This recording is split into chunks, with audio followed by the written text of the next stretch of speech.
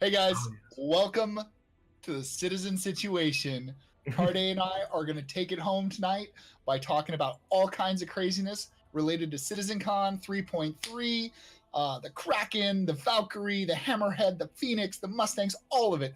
We're gonna get up in it, and we're gonna talk about the good, the bad, the ugly, and most of it's actually pretty positive this time. But like anything, it is our job to talk about, to try to be as unbiased as possible, and for the things that we think can be improved, to suggest those ideas, because we love you guys. Community for life. Woo! Exactly that one. All right. You can notice that we are very, very soon. Well, of course, the interesting thing for this one is you were actually there, and I was watching from, I don't know, goddamn how many kilometers away. But yeah, of course, everybody knows the starting the desync issues, which I believe were related to the Vimeo, which they used for the stream because that way they could lock it down to their own website. Well, that wasn't properly tested apparently, so that went haywire. So they switched to Twitch as their backup, which meant just everybody come watch, because really, why would you lock it down anyway? But that's an old thing, but that was a bit annoying. So people were really spamming in chat like, go to Twitch, go to Twitch, go to Twitch. The audio is fine. The audio is fine. They did, didn't they? Like I didn't watch it online. I actually attended, so like my perspective was different. But I'd heard about it. Like Twitch. Even there, people were on Reddit like, woo. Yeah, they did switch to Twitch to the website, but it took a little bit. And of course, a lot of people were already on there. So it took some convincing. But it would have been nice if they had relayed it to, whoever's giving the presentation or whatever. Like, hey, can you give a note to people? Reload. We went to Twitch, because that way, you would get everybody over there instantly instead of people needing to be spammed. And people are like, "Are you sure?" So that was a little bit of a negative to start off with. How long did the desync last? When did they get it fixed? Somewhere, I think it was during the early bits of the keynote. Okay, well that's not too bad. No, they were very quick on it. I think I switched when Sandy was still giving her talk, or just shortly after that. I'm not sure anymore. So was it before all the cool Kraken commercial and stuff, or was it after? During the Kraken commercial, actually, I believe. But they showed it twice, so yeah, did they? The first one, that was still the desync, I believe. Okay, but everybody got to see it the second time. Okay, well, that's good. All right, well, that's a positive. I mean, at least they were on the ball. That's impressive, considering all things considered. An NPR reference. Yeah, so it was from the watching perspective. Support it. It was quite decent. I mean, from on my end, my ISP was being an absolute fucking nightmare that evening. So I actually had a lot of issues watching quite a few of the things, because my ISP was just dropping my internet every minute, like completely dead, and then it would be back up and then be completely dead. So that was on my side. Miserable. Yeah, so I sent them a really fucking pissed off letter on that one. Well, I mean, the good thing is the keynotes were like the opening and closing keynotes were the two first panels that went up live on, or went up cleaned up on YouTube. So yeah, but those are also, I was freaking out because it felt like it took days for the rest of the panels to start to show up, and they are showing up now, so that's good. Like, I think I've seen a couple of the ones that I missed while I was in person. Yeah. So yeah, I also have rewatched some of those. So overall, it was quite a good showing from the online side, and I definitely seen worse from CIG in that aspect. I just think they should have done a quick dry run beforehand, because this was if they had tested. They usually do. I mean, I heard, like, for instance, one of the things I forgot to write down in my keynotes for our discussion today was the FOIP, right? The face over IP that happened during the live demonstration was trash.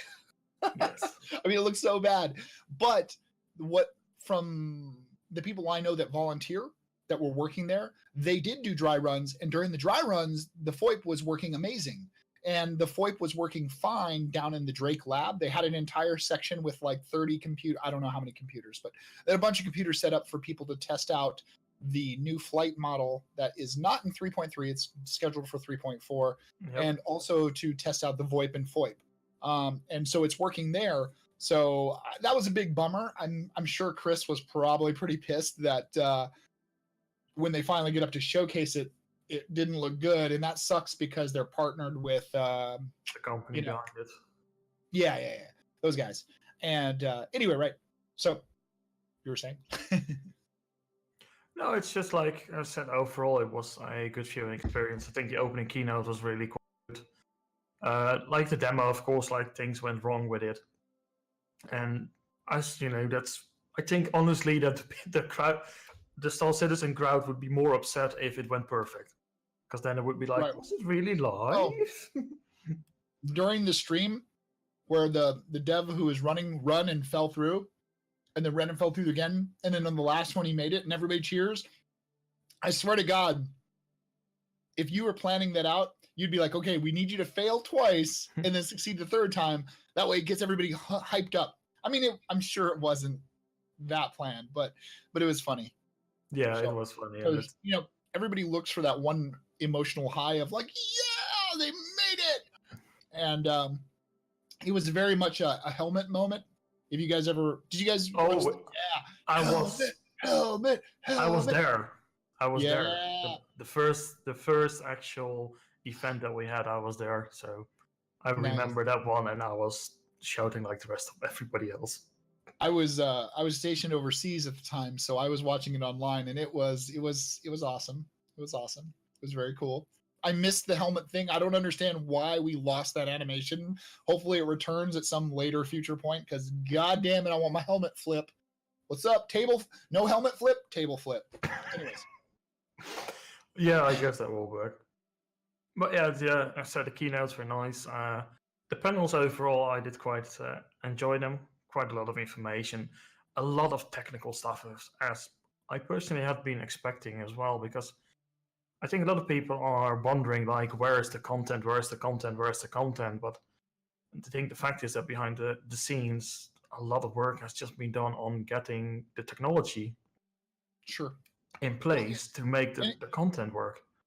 And it brings up an interesting point, because, like, obviously, like, I have a lot of issues. Well, I mean, I have a lot of things that are positive to say about CIG and the development process and what we're been delivered on and that whole experience. But I also am quite salty about quite a few things. I mean, that's why I mean, that's part of the motivation of this podcast, is to address those things. And but one of the things that I'm not salty about is the content, because I feel like anybody who educates themselves on software development understands that content, I mean, it's going to come slowly over time, but we're not paying for a game to play for the game's sake now. There are some balances to that, in the sense that because this is open development, and in order to inspire people to spend money and to continue funding and so on and so forth, you do have to create a product that is playable and polished, which is a tough challenge for early development. I mean, really, we're not even in alpha. We're still a tech demo. I mean, I know they want to say it's alpha, but we don't have all the game loops in the game. It's more of a technical demo, you know. So content, to me, isn't something people really should be bitching about, because that's a later thing, you know. I mean, but some people just in generally, I guess, should, like, if people would educate them, but well, people just don't. That's right. Because you see this with also early access games and things like that. Sure. In another game, World War III just went to early access, and like it was an absolute mess because nobody could connect to the service and stuff like that. Like, shit happens. Shit's not ready. Shit's not there. And I will say, in the case of Star Citizen, when you look at like the fact that they are actually developing content and making things playable, like, it's really nice and it's needed, but it's also actually eating away, I think, some time, because you are making systems that, well, as you see, a lot of systems that have been made in the past that have been pretty much.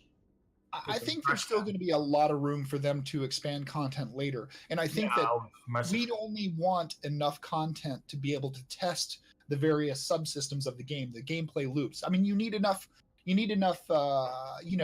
minerals and gases and metals and trade goods to be able to test trading. But beyond that short list we have right now, I would prefer that they don't expand that until, that way when the game launches gold or when we get to beta and we're actually testing it, then you see that list expand. I mean, so right now content is hardly a concern, I think. I mean, they do need to keep the game interesting, but I think just the process of adding the content that's related to each one of the game loops, like whether it's medical, whether it's exploration, whether it's salvage, whether it's search and rescue, or bounty hunting, though the content that comes with each one of those game loops will continue to add to the environment enough to make it at least survivable and interesting enough to show progress and development. It shows the core of the gameplay in each of those. Right. And that's what they need to do. And I said beyond that, for me, like I know people are, some of the people I'm talking with are like, oh, this is never gonna work. They're never gonna be able to do this. And to me, it's like when I'm looking at it and watching those panels and stuff like that, like every year, like your doubts tend to go higher and higher and higher and higher. It's like that cycle with Star Citizen. You Right. get your Citizencon, you're like, oh, this is amazing, and you're like, yes, this is gonna happen, and then slowly you start to get more doubts. And then Citizencon comes again, and for me this year, once again, it just manages to mostly just sweep those away, but primarily on the technical levels. Like I'm not doubting CRG's ability to make things work on a technical level, what they want to do, because time and time again they're showing that they can do a lot. But what I'm doubting is just their gameplay stuff, their design stuff, because that's what we're like. Okay, we're getting another new flight model, like another one. It's like a lot of people can. And for me, like interestingly, like for me, the flight model. Enough, a lot of people aren't serious pilots, so they all weigh in, but they don't necessarily always have. I mean, it's like a government. Yeah, but you've got multiple lobbyists and everything else. I mean, you want to try to take care of everybody without like necessarily crushing special interests or being unfair to people that aren't able to represent themselves in bulk. But you got to be able to be global. But go ahead. That's what I'm saying. Like for me personally, the flight model is like I see another one. My concern is there is another one, but my primary concern is, are people going to like it? Because for me personally, the flight model, I don't care about it. I'm planning to sit in the captain's chair on the ship. I'm not planning to pilot a fighter because I know that's not what I enjoy doing. I know it's not what I'm good at doing. Right. So I'm not really interested in that. But that does mean, I want to see other things like we've been talking about, and we still don't know anything about it. Like how is capital warship gonna go? How do the fighters act up against capital ships? So those are still questions remain. Capital ship combat currently, at least, is going to go. You have your anti-fighter corvette that's better at killing other capitals than it is at killing fighters. But whatever. Like they have room to try to grow those. We'll see. Like they don't have a working armor system. There's a lot of things that could shape that up to be a better gameplay experience. It's frustrating that they don't communicate what their plans are, at least like, hey guys, we want to go this way. This is our first goal, how we want it to look. If it doesn't work out, we'll change it or whatever, because we understand that. I mean, since the beginning. That's the issue for me. Yeah. Is that we don't know what the hell they want to do with it. if that's why we said before, like if they give you the design document, then we can critique the design document. But yeah, as I said, on a technical level and the stuff that they're showing in those demos, and also some of the design ideas, like with designing a universe and things like that, I did really enjoy those particular panels, because just showing how they're planning to make the universe stick. Talk to me. What panels have you watched? Good question. Let me just look up the names, because I am absolutely going to forget. But I mean, you just describe them. Anybody who's watching this or listening to this likely watched or listened to all of it, so they'll know what you're talking about. I mean, I know, but for me, it's actually easy. I've seen the opening keynotes. The Tony Zurovec by design. was one of the ones that they put on YouTube. By Design, which I think I was one that I watched live. I watched the one regarding the cloud physics, the principle of flight, of course, we had. Right. Which was the other ones? I got to watching out at some point because they were cutting out so many times. Oh. Let me just see if I can... So what did they show? Did they show just everything on the main stage was broadcast? Main stage and second stage as well. There were two separate things that were shown. They showed both stages. So you could switch between two Twitch streams to see the... Okay. See both sides. I need to go back and just fast forward and look through it then, because I didn't realize that.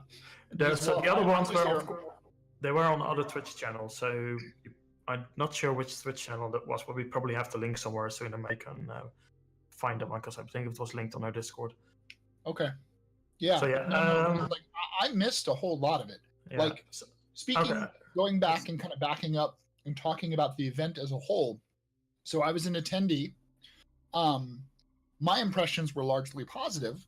One of the things that I don't want to call it a complaint exactly. It's more like, man, I wish it had been better. Was just that there was so much awesome going on that I was unable to attend all of the panels. And the small second stage panel room was kind of small, and so you couldn't really get a lot of people in there. So if you weren't like in line waiting for it prior to it opening, you were very likely to get cut off and nope, can't come in, it's full, fire marshal, nope. So like I missed the By Design by Tony Zurovic, even though that was like one of my most important that I wanted to see, just because by the time I moved from stage 1 to stage 2 and found it, it was it had already filled up. So right, so I need to go back and watch. Some feedback indeed now for CSG Fund. Make sure the panel rooms are large enough. Right, but there's not much they can do about it. The venue was amazing. So I mean, maybe they could look for a different venue. I mean, I think that's going to be just a case by case. They're always going to run into those kinds of logistical issues. It's not like they can run it for 2 days straight so that everybody has time to see everything. You have to pick and choose. And I can always go back online and watch it later. So, which I will do now that I know that they were just broadcasting 2 full streams. Yep. So yeah, I also seen the Welcome to Loreville. So the art of Hurston. I haven't seen that. How was it? That was actually quite interesting. They're showing, of course, a lot of the planetary biomes and things like that. So it was looking really interesting, and the technology that they're working behind. So of course they slowly are getting themselves up to creating the more complicated biomes. They still need to work on fauna, because like the flora, of course, is a lot easier than the fauna side of things. Right. So they don't have the fauna will need AI. Will need its own AI, yeah. Right. Different behavioral patterns for different kinds of creatures, from Yep. predators to prey to whatever. So Exactly. rather than talking about the individual panels, though, because I mean, obviously people can go and watch them if they miss them, or they probably already seen them. We won't waste people's time with our personal thoughts on that. But generally speaking, panels, were they a success for you? To me, yes, because they are. The reason I like the panels is that they give a lot of information on current things and the future things that they're planning within a relatively constrained time frame of like an hour or half an hour. And that's something I'm missing a lot with CRG communication, is that their information is so thinly spread over so many different sources. Yeah. Like, unless you're a absolute super fan or somebody who can actually dedicate like a full day every day of the week to keeping up with everything, you're just gonna lose out a lot. So that, for me, this was a really nice one, because they allow you to rewatching all the panels of Citizencon is a great way to get yourself up to date again with Star Citizen, I feel. Sure. Yeah, no, it was good. I kind of agree. I think overall the panels were a huge success. Good job, CIG. No salt for me on the panels. I love them. They're great. The only, I guess, wish would be that like they were also very time pressed. So you felt like the devs felt like they were under a time crunch, and some of them there was no opportunity to have any kind of Q&A at the end. And I mean, I know Q&As can get messy when you have a lot of people there, but it really would have been nice to have either, I don't know, had some way to have people file their most pressing questions and have them maybe curated and handed to the devs so they could just read straight through it instead of having to do the walk around the room thing and the awkward, because that can be kind of slow. I don't know. It would have been nice to have a little more specific Q&A, because while some of the panels were amazing, like for instance the flight model, and why am I getting pinged by a million pings?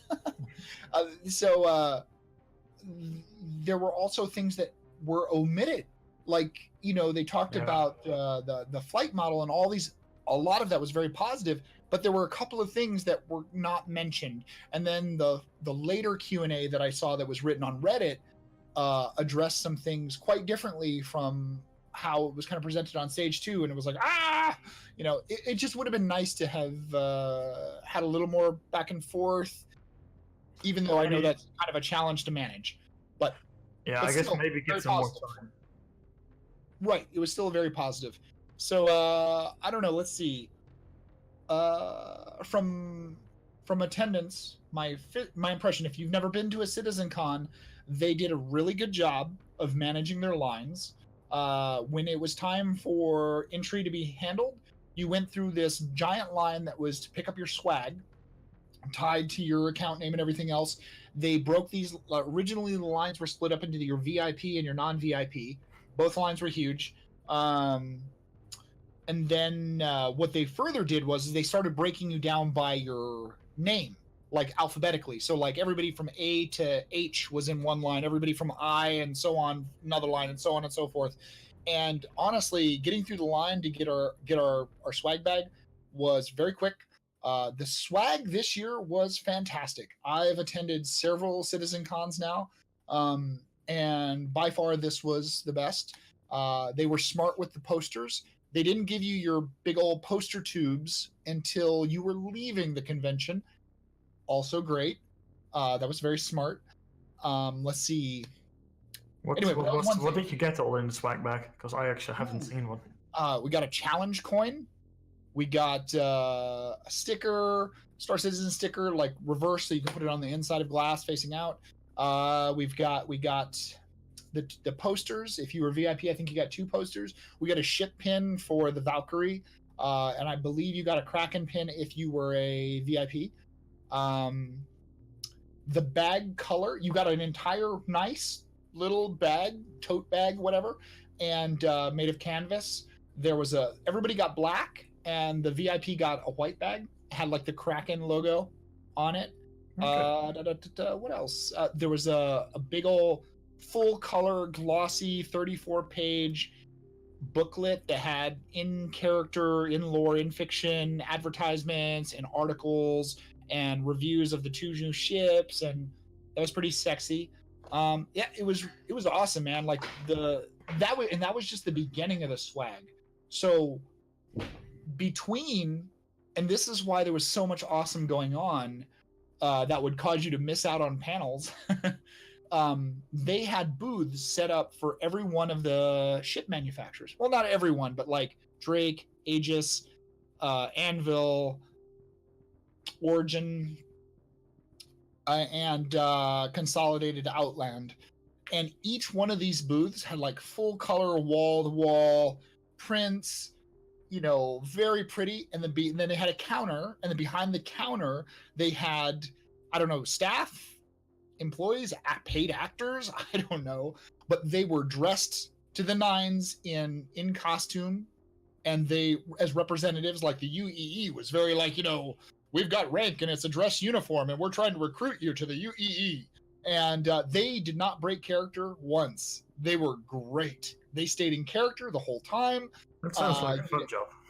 It was awesome. And they gave away more swag. So you got postcards, like real full-size postcards with full color print, beautiful prints of like ships and everything else. As well as like usually like you got like a little flashlight screwdriver, like just cheap cheap little swag things, but whatever. It was super cool. So you're piling more stuff into your bags. That was awesome. That was really cool. And then, of course, the Drake booth, being that Drake was the sponsor of the event, they had a full-scale Kraken that had been fabricated, or not full scale, obviously, a scaled down version of the Kraken. John. Right. I mean, and I'm sure most of you have seen pictures of that online. It was impressive. They had a lot of whoever their event planner was did a really great job. They obviously thanked all of their people, their volunteers, and all of their staff that were slaving to make this happen. So I think it was great. I still don't think that Chris asking for extra money to go the distance, more so to the tune of six-figure stuff a month and a half before, was still okay. I still think that, honestly, if you have that kind of idea, you need to put that out 6 months minimum in advance. Just because you need to give yourself that time for planning. Like asking us to give you a pile of money so that you can, I don't know. I just, whatever. But that's fine. Like, it could have been, maybe that would have been a great thing. I mean, I was never opposed to what Chris wanted. I just thought that, like, asking for that money last minute and the fact that it came off poorly in the press. It made the company look bad. And the company already has issues with looking like money grubbing, and I really I'm think not going to defend their marketing, so no. I think this is just one of those things. I know that they spend their money on marketing, but I think that most people can agree that spending money on a Citizencon once a year is like quite okay, because some marketing spending really doesn't hurt. And this is also, like, as I said, it's part marketing and it's part for the fans. Yeah, it's a party for us, and I feel like I got my money's worth. I will say this though, like, I was okay with the VIP tickets being like, oh, you get a different line and you get a little bit extra swag and you get access to the VIP lounge. That's another thing that was kind of cool. And that you get access to, the floor seating or whatever, as opposed to up top. But what I wasn't okay with is after the opening and closing keynotes, which I believe that, like, those should be, okay, you paid for it, you segregated, because everybody is going to fill the stadium to watch those. Yep. However, once it opened up to the panels between the opening and the closing, people were spread out between two stages. People were getting food. People were going to the booths. There was a scavenger hunt that was awesome. There were organization booths to go see. People would leave and go get food outside and then come back. Basically, the population of people that were actually sitting down to watch these panels was 1/8 of total attendance, if that, like 1/10 maybe. So you have all this extra room, and this is information that every backer is entitled to just by the nature of being a backer, regardless of ticket price. Do not segregate. Say, oh, well, you didn't buy the VIP ticket, so you need to sit way up there where you can't actually be close to the presenters and all that. You know what I mean? Because these presenters aren't doing stuff like big screen style the way the keynotes were. They were just informational, like, hey, we're talking about stuff, and you know what I mean? Like, so you want to allow people to be close to that. And at first I thought, oh, well, maybe it's the building staff that was separating it, not realizing that that's not really appropriate. But they were like, no, CIG told us that we're to keep everybody separate based on their tickets. And I'm like, wow, that was poorly done, CIG. You should probably fix that in the future, because look at however many, like, there was room for people to sit. You didn't need to stratify our society when it came to information delivery. It was fine for, like, the big presentation where the whole place is packed. No problem. Understood. Good on you. That was cool. Fine. But when it came to the rest of the informational panel stuff, no. Anyway, that's my 2 cents on that. Yeah, so, I can understand that one, especially because, and I think for next year they can probably take it into account, because I should, like, the panels, people are gonna start roaming around, so you can have less attendance. And it's also, I think, from my perspective, it's more fun if you're hosting one of those panels and the room in front of you is full, instead of people sitting all the way in the back there. It gives you, as a presenter, also a nicer feeling, because you actually have the feeling that you're talking to people. For sure. So I think that's something that can be looked at. So maybe I will. Yeah, I mean, I think it's not a game breaker. Everybody can go and watch them online later, but still. Yeah, I think I will kick that one up to some of my of the channels that Asuna and myself have access to as well. Yeah, I think that it's a learning experience. So hopefully they looked at it and were like, you know what, next year we'll do better. So hopefully it do sounds better next year, CIG. We love you. It sounds like they learned quite a bit already from when I hear you talk compared to how we were doing last year. Because of course I was a volunteer last year in Germany, Frankfurt. Mm-hmm. So it sounds like that already things have been improving in those aspects. So that's quite nice. And I think with each year, like as I said, they want to get them bigger and better each year. And well, they are making them, by all accounts, bigger and also better each year. Right. So it's not going to be perfect, but then I think in events like this, of course, they're never going to be completely flawless. But as long as you're improving, that's the point. I will say one of the great things that came out of this event is the outer courtyard outside of this particular venue was all like tables, outside seating, and you got to watch the Dragonfly model with people getting on it and taking the pictures. That was cool. And there were all these food trucks. Good choice. One of the food trucks was Big Benny's themed, and it sold noodles, and they handed out Big Benny's to-go boxes, and you could ask for it without the food in it, so you could have the box separately, nice and clean. And those were brilliant. That was absolutely brilliant. It was great. That was awesome. One of the best things about that experience, though, was as a bar citizen coordinator myself, I found that loud venues like bars are terrible for a bar citizen. You really want to have a place where people can sit down and talk and that they can mingle, not where they're like locked in, but you can actually walk around and meet other people and socialize and network. Yep. And so that venue delivered on that experience. It was fantastic. As opposed to the night before where everybody was at the Bar Citizens and the overflow Bar Citizen bars where like, they got the music cranking and it's like, oh, this would be great if, people were dancing and you were out, for a club night, but it was not awesome for an actual Bar Citizen experience. Like I barely had any voice for like 4 days afterwards because that very first night when we arrived and went to the Bar Citizen, you're yelling over the music and it's dark and that's why we're a bunch of gamer nerds. Like not everybody is socially fluid in those situations. It drains me. And yeah. I can do socially in small bursts. Yep. Other than that, screw you guys. I'm an introvert. So I'm in a dark room. I think that's something that they can look at venue-wise. But like it's also kind of tricky to find the venues that want to host something like this, that can host something like this. So that's always going to be a tricky one. And it also depends like who is scouting the venues, like what are people looking for. So maybe they need to give those people, certain instructions. Here's your criteria. Yeah, certain criteria for the venues. Yeah. I think overall the best thing that you can do for these things is literally you need to just like completely rent venue spaces. That's always the best option if you want something like this to really work out. Because let's face it, like if you got a whole bunch of gamer nerds entering a random bar where there are other people as well, and certain that's like, I don't think it's gonna be the best experience on both sides. That's how I felt sometimes, at least. Right. I think the last point that I would say wasn't stellar, and it wasn't really a negative. So once the event ended, like there was supposed to be an after party, and it was held on the outside area that was, like I said, was awesome for networking. And they finished up the scavenger hunt, and they set up the lines for the signing so people could get their stuff signed, which was great. That was all good. But it's like, if you're going to call it an after party, you probably need to put on music that's a little more upbeat than Pedro Camacho's awesome music. However, if you're going to put on his awesome music that's very much like, I'm flying through space and it's so relaxing and I just want to serene. Yeah, like, I'm sorry that it didn't.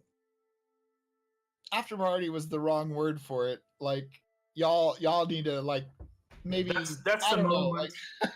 Like what you had in the Bar Citizens, that's what you needed for your after party. Just get some a little bit, some dance music going on, get some energy pumping in there. and they've all had all their time to socialize and network at this point. So now is the time for the party. Yeah. or at least something else. Like I don't know.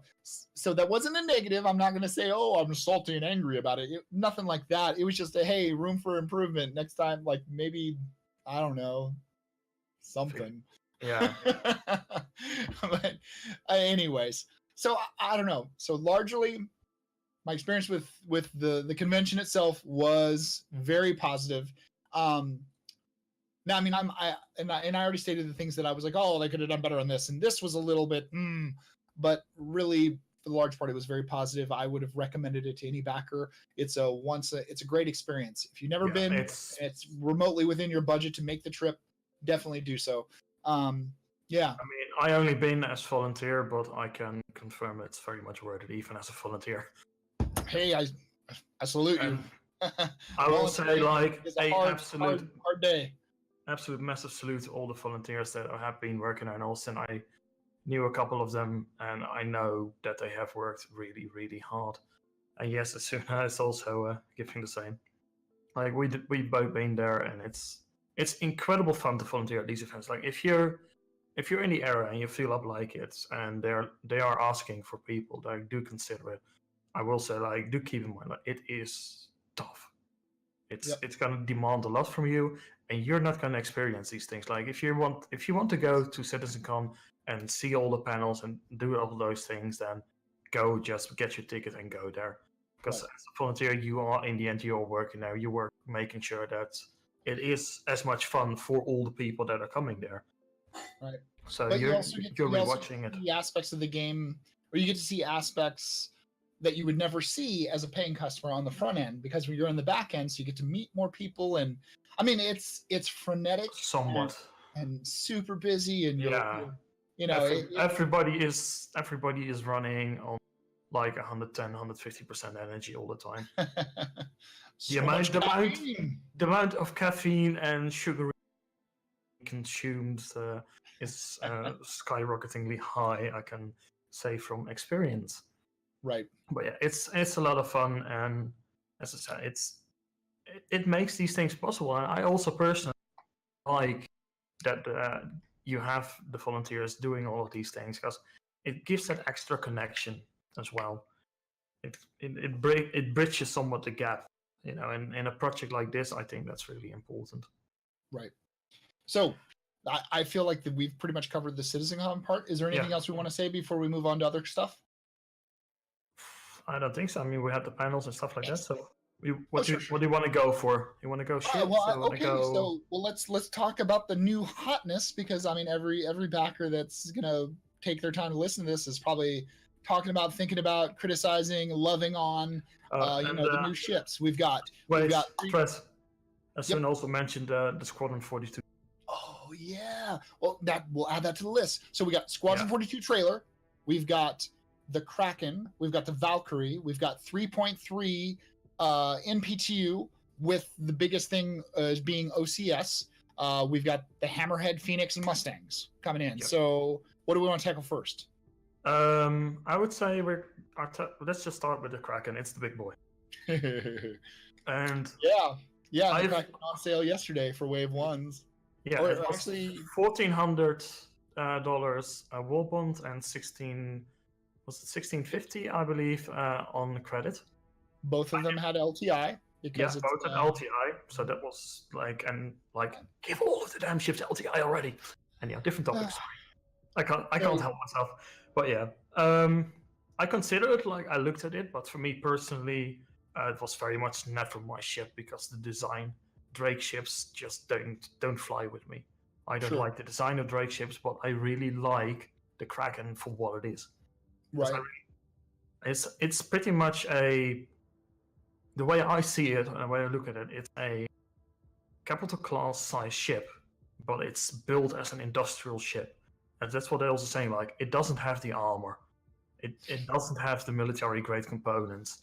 It's all just rough cut ready, keeping it on a budget. I mean, the damn thing doesn't even have escape pods. They're just like, you got ships. You can fly ships off. Exactly. Who needs an escape pod when you can fly dragonflies? The dragonflies are escape pods. I love that got because 4, one for you and your 3 besties. There you go. That's the design language of Drake. Like that's what they do, and that's why I think it makes it a very interesting addition as well. Because it's also going to be operating. It's going to be really good for. It's going to be more useful for more orcs than the Idris would be. Because the Idris is, I think, is more for sure. I mean, it gives you the ability to project force farther, but it depends on what kind of force you're talking about. Like, it allows you to station forward and have basically a forward operating base, whereas the Idris is more like your heavy hitter who's going to roll into the combat itself, for sure. For myself, I like it.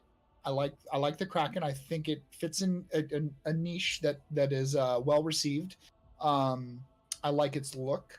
I am a fan of Drake, of their aesthetic, as much as I am a fan of other aesthetics as well. But I like Drake. One thing I will say though is I was surprised that they took it from what originally was kind of talked about in the reverse the verse or devs conversation, whatever, where it was supposed to be more of a mobile floating truck stop that could dock some ships and move them, to now it's a fucking carrier.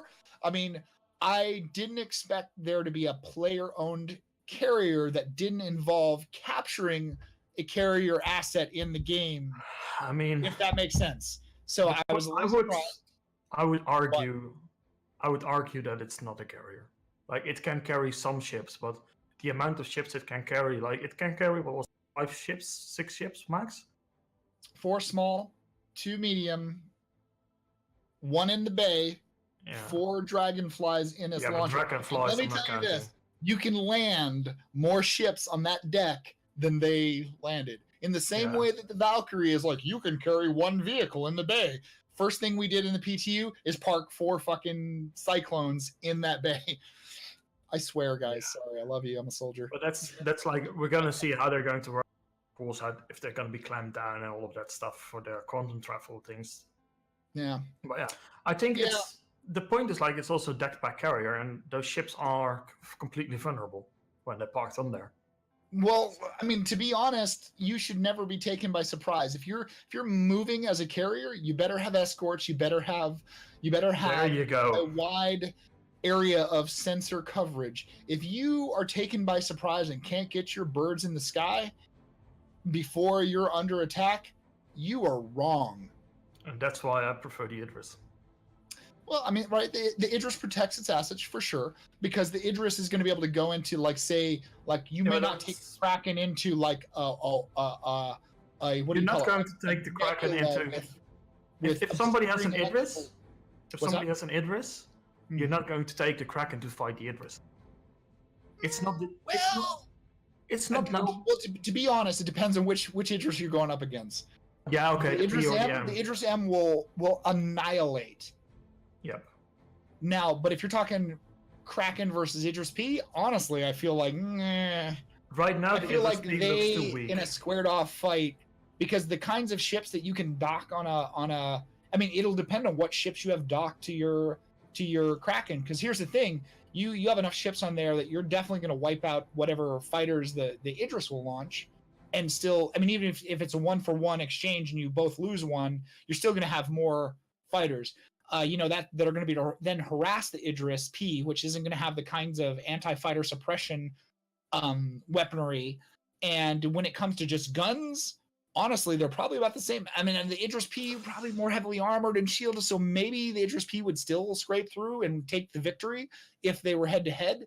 But considering that if you had a bunch of bombers or something, basically, I would just say that is a toss-up based on circumstances, ships loaded, and the skill and communication of the crews on board those individual ships. So, I do think that the main edge I think that the Idris has in this is that military gear capability.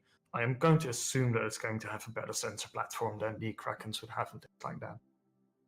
So I'm seeing it operates like I always consider the Idris to be the best lone wolf sort of capital ship. Like it's the largest ship that you can operate on its own independently from a military perspective. Then like anything above that needs escorts.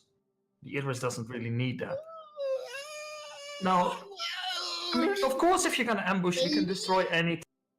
Well, we're delving into craft territory, a little bit, but on unknowns of how they're gonna make capital ships work.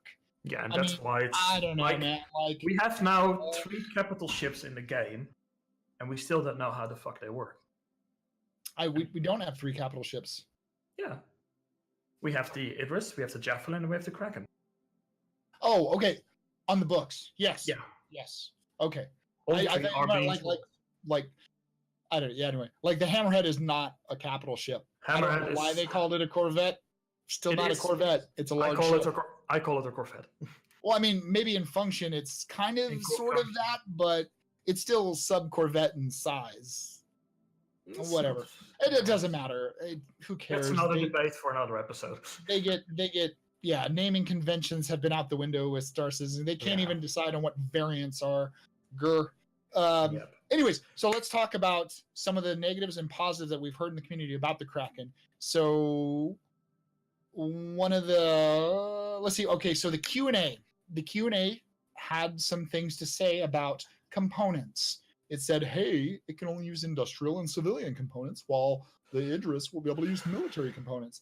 And now, so my problem with that, here's my saltiness, and this kind of ties back to what they've been doing to components and how I feel like they've basically, never mind. Let me explain it out, and we'll get to that at the end. So saying it's military component shouldn't be a value statement suggesting that the military component is better than a civilian component.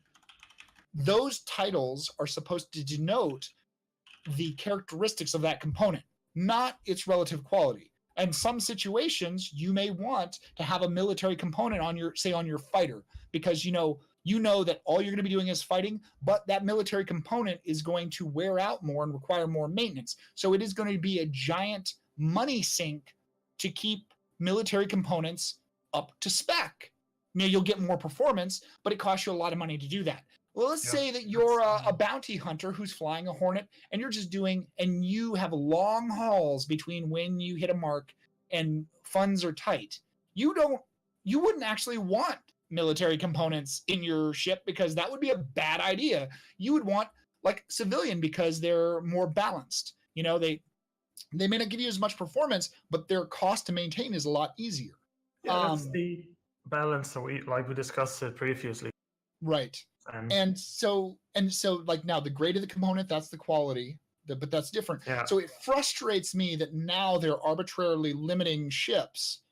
And because basically now they're saying that basically our ability as players to change out components, we can change them out so you can check the block and say, oh, but you have control as a player. But realistically, the components that we switch in and out aren't going to change, are going to have a marginal changes to how our ship performs. So we don't, it's limiting. It's fake. They talked about it before, and I think our conclusion was just like they need to limit it cleverly by gameplay. Like don't prevent it, but just like make it more challenging to make certain combinations work.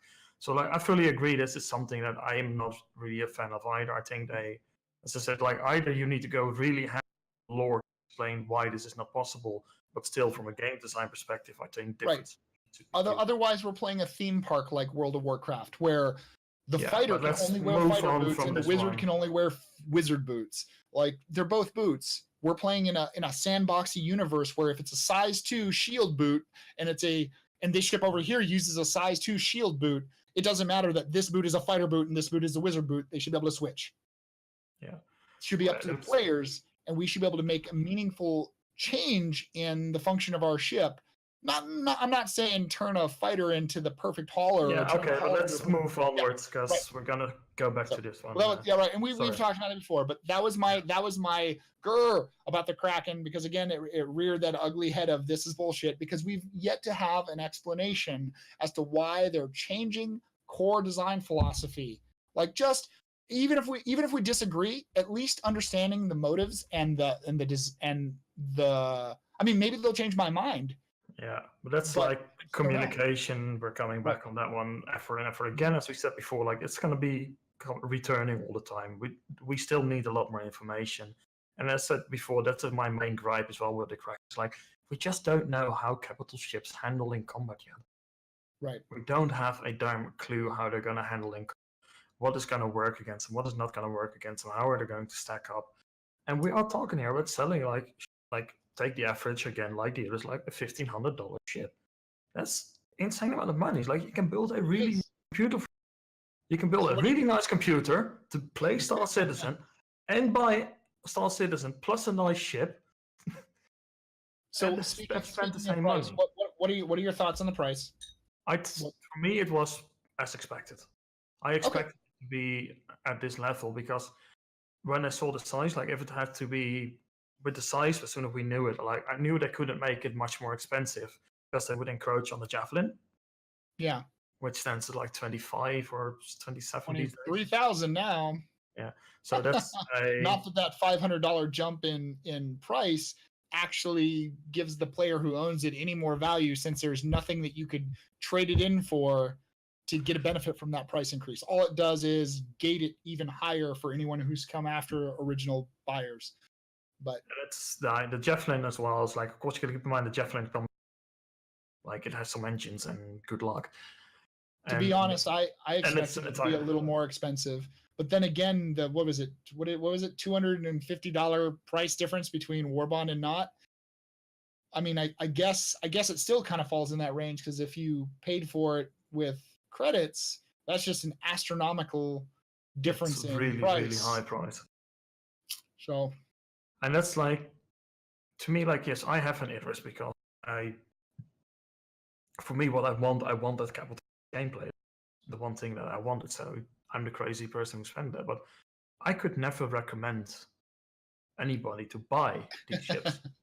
Yeah. I mean, even if you have all the money, I cannot recommend you to buy them because we don't know how they're gonna play out.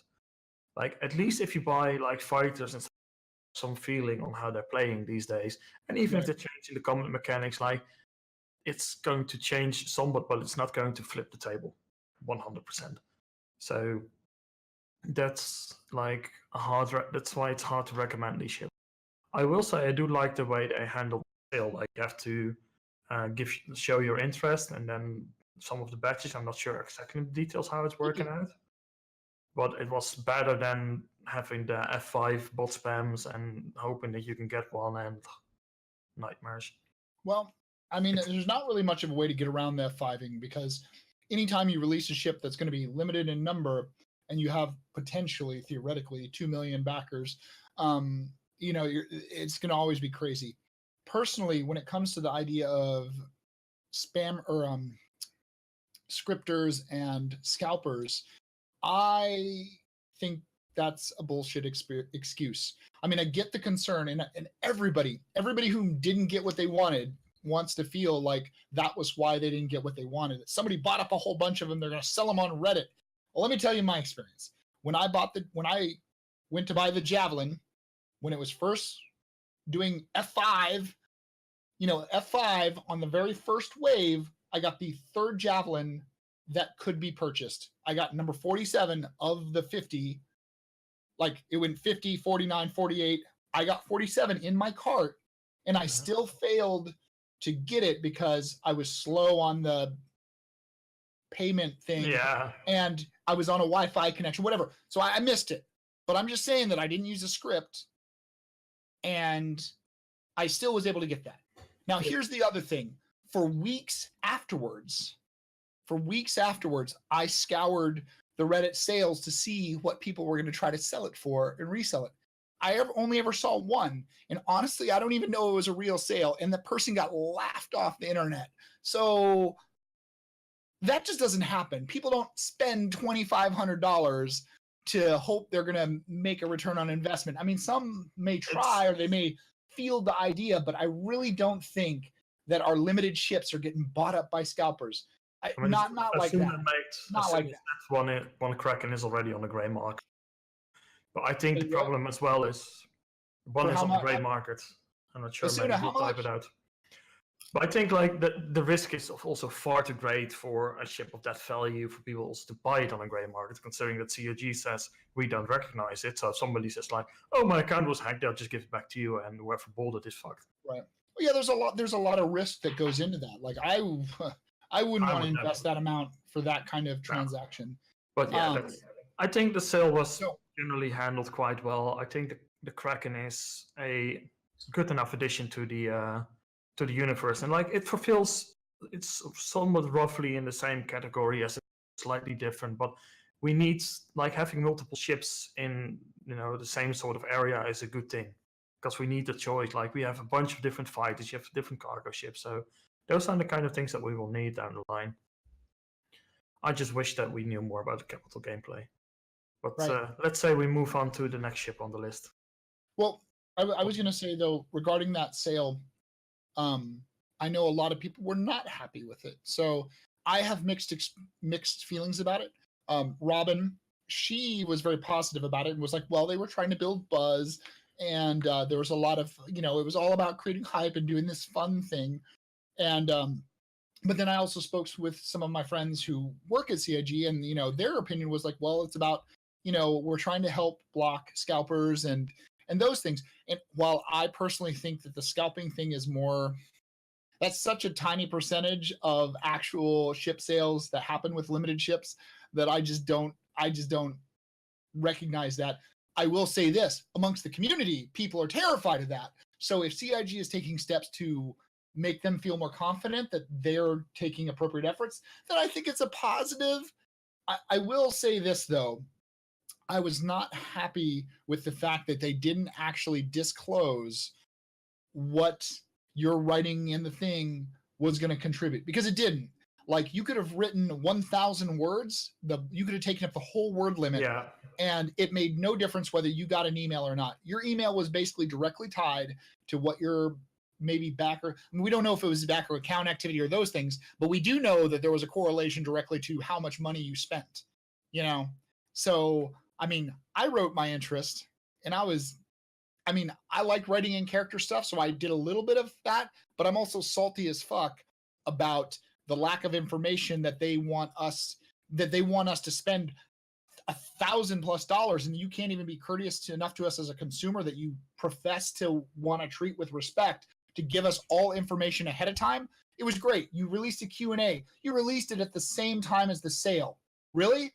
On a sale where these things sell out in 2 seconds flat? Give me a break. Information ahead of time, or just whatever. Anyways, I feel strongly about that. Yeah, I'm fully agreeing on you on those aspects, and the amount of information that they give the sales is right. So I just put it mildly. So I mean, I had mixed feelings. I like the buzz. I like the opportunity to do role play stuff with it or whatever. But I wish they had been. I think they should have.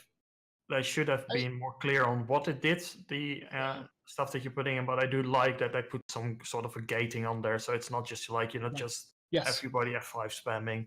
It adds something to it that probably can improve on it down the line for another time. I mean, the only frustration is that marketing never changes. Like, the positives were positives. I like that. But the things that I would like them to change for the better, it's like pulling teeth. Marketing doesn't talk to us. They don't interact with us. Well, they interact with us with our most intimately, because they interact with our money and how we spend it and how we have control over our fleets. And that needs a lot. Yeah. Or whatever. I think we can. Moving on. We can put a whole podcast on the market side of CIG at some point. So yeah. So, next up, of course, we have the straight up from here it is, and you can fly directly the dropship. Yeah. What are your thoughts on it? Or do you want me to start? I like it.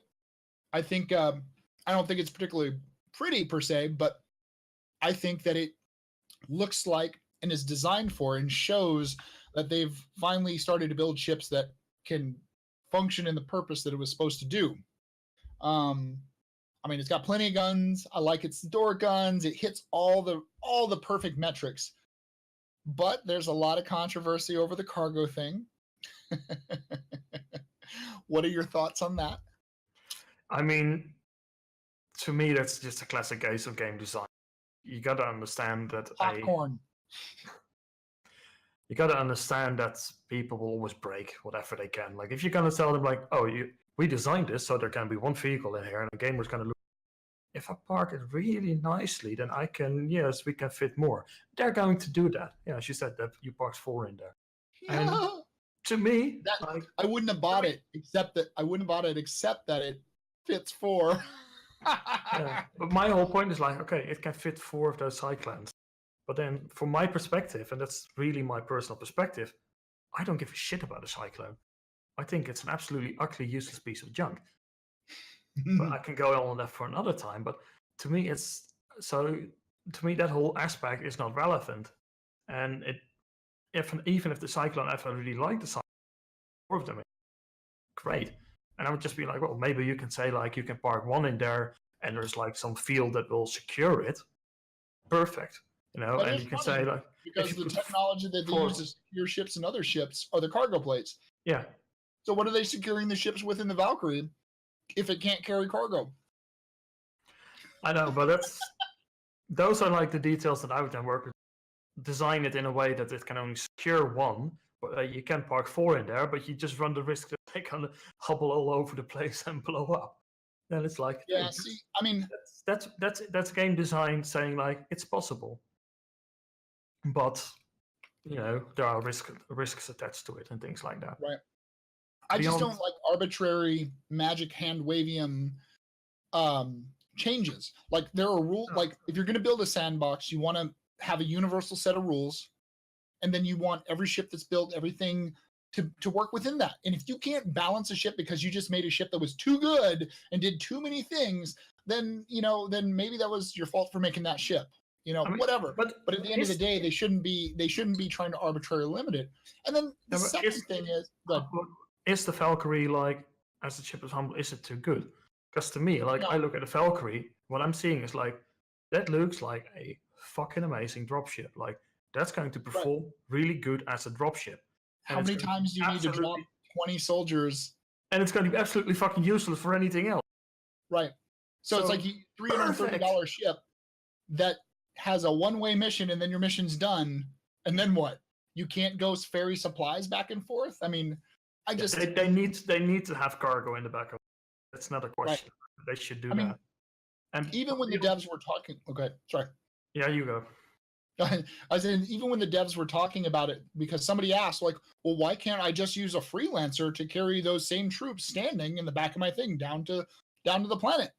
And they're like, well, the freelancer is not going to be as heavily armored and upgunned and all this other stuff that allow it to sort of sustain in that kind of combat situation. Oh, and we're gonna implement life support, and so supposedly that won't. Okay, well, that makes sense. And then there's going to be G forces.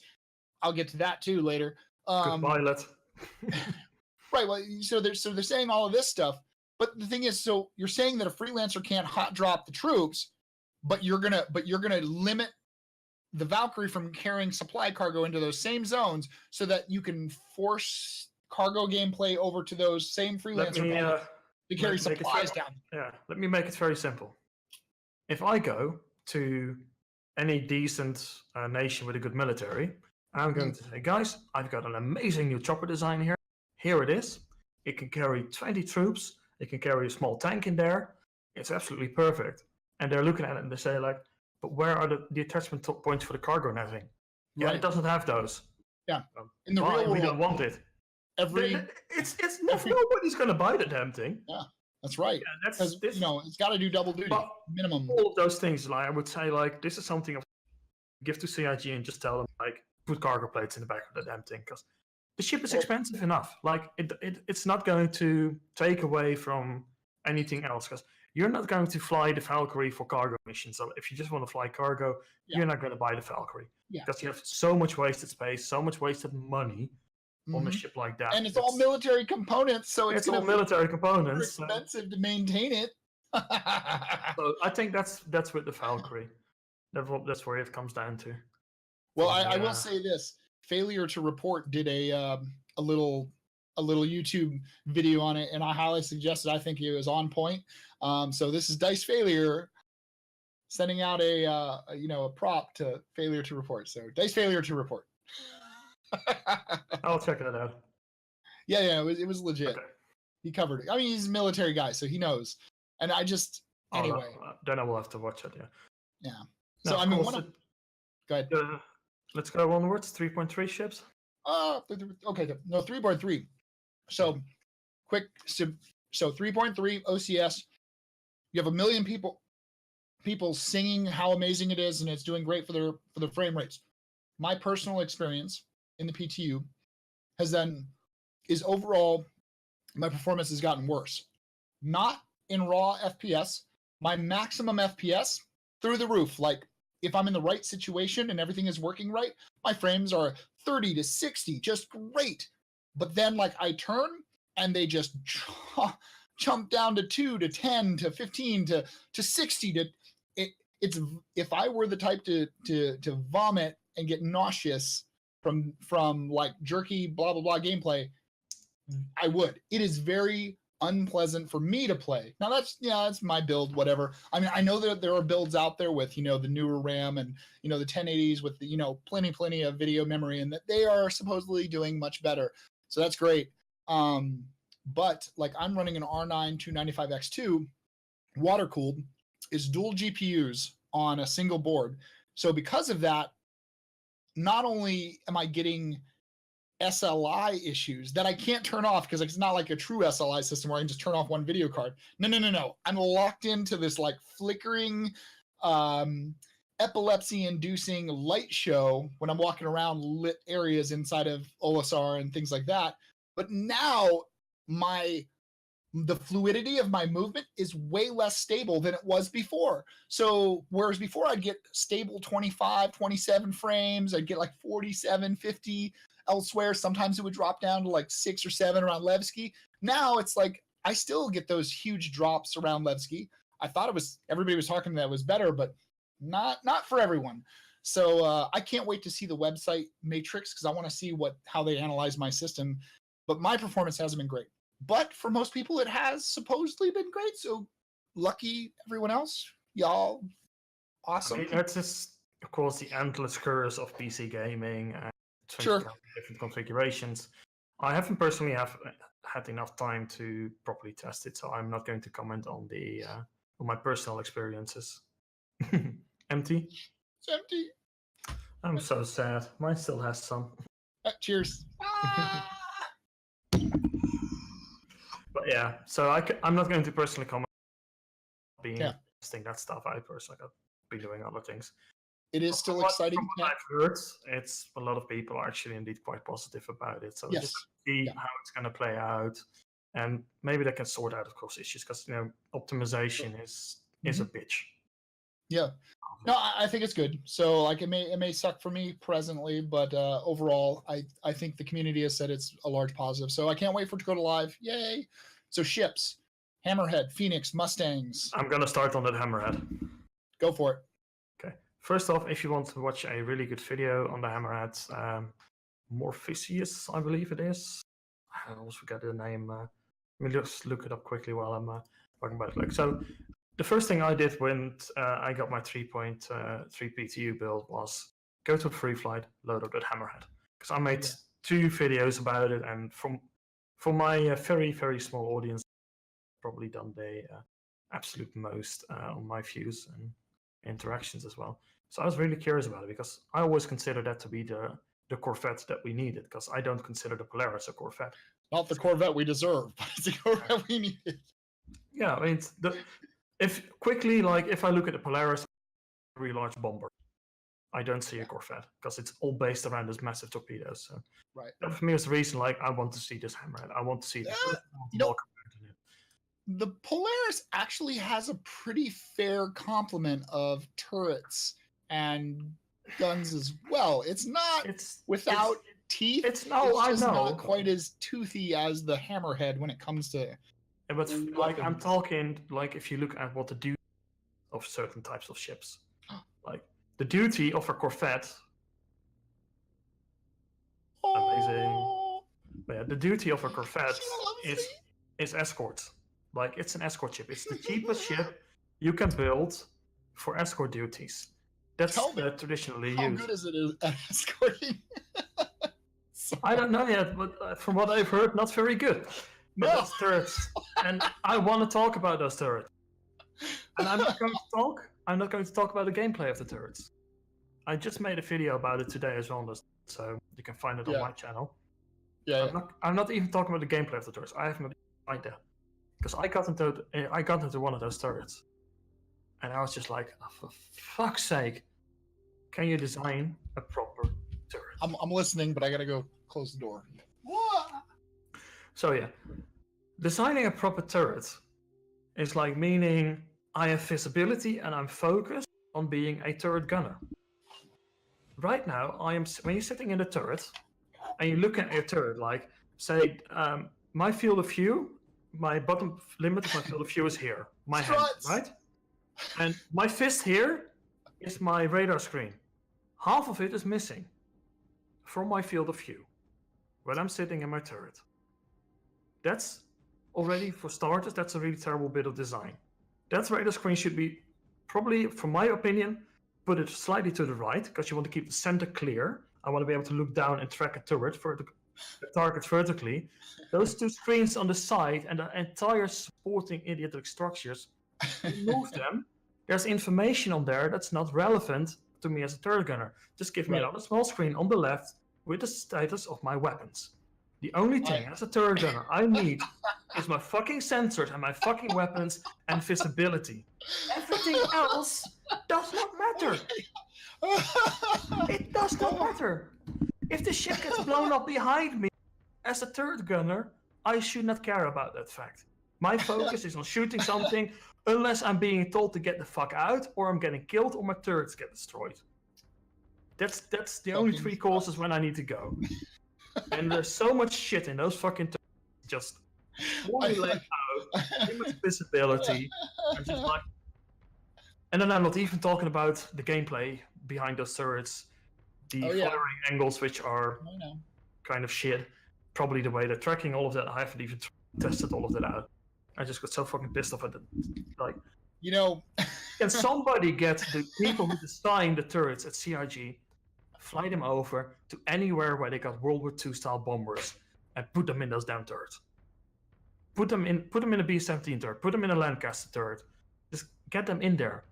Have them feel what it is in there. I know, right? Like, I don't know that that's necessarily going to teach them anything they don't already know. I mean, I'm pretty confident that it's one of those things, like when the game first was launched, they had the idea, we're going to have turrets on a ship.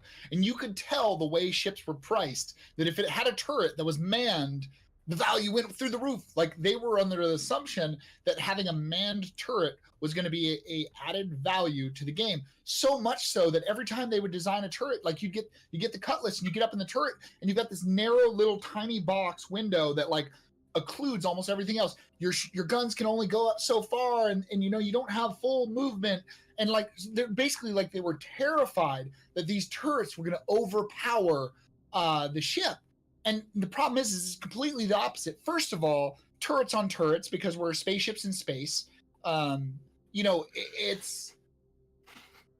It's almost like you need to have maximum visibility. You need to have, like, turrets need to be whatever cheat moded so that they have like almost unlimited ammo, because you're storing the ammo on the ship and it's not just in an ammo box under the wing. You need to have like super cooling. You need to be able to allow them to fire. Like, they need to add so much more strength just to compensate for the fact that when you're twisting and turning and maneuvering, that your time on target is going to be just like this tiniest fraction of a second or two where you might get a couple of hits in, and that's not going to be the kind of sustained fire that's going to hurt a fighter, because it's boom, it's in, it's out, and then it'll go regenerate its shields or whatever. The key behind the turret on the spaceship is its own whole show.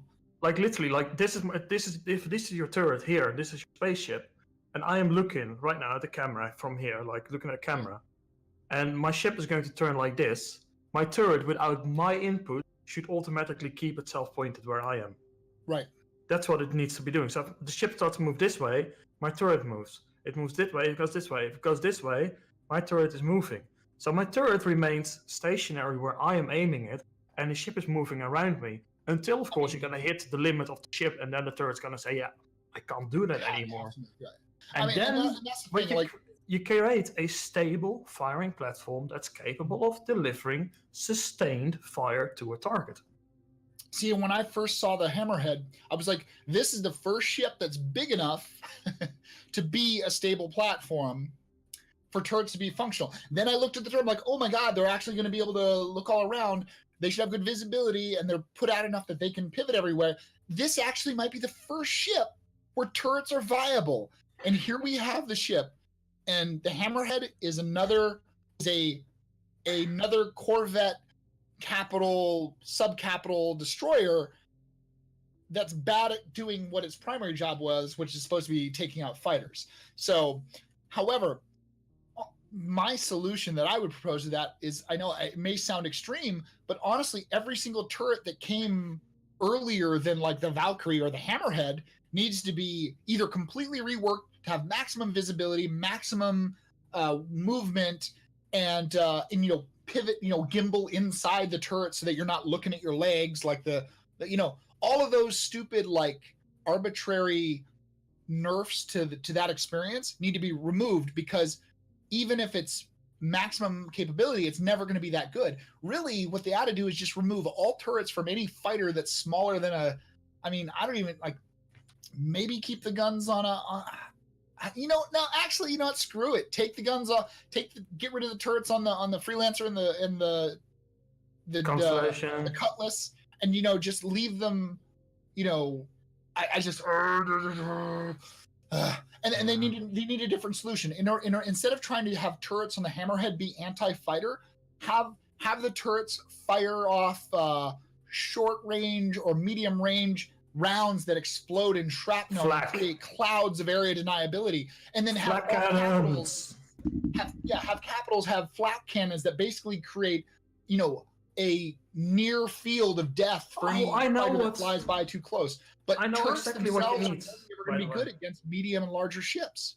There is a I've read some science fiction books. AI turrets. Yeah, I've read some science fiction books actually where they employ, like, what they're saying is like what a part of their anti-missile defense system is what they call sand canister, which is literally just firing off a whole blast of small lead pellets at really high velocity.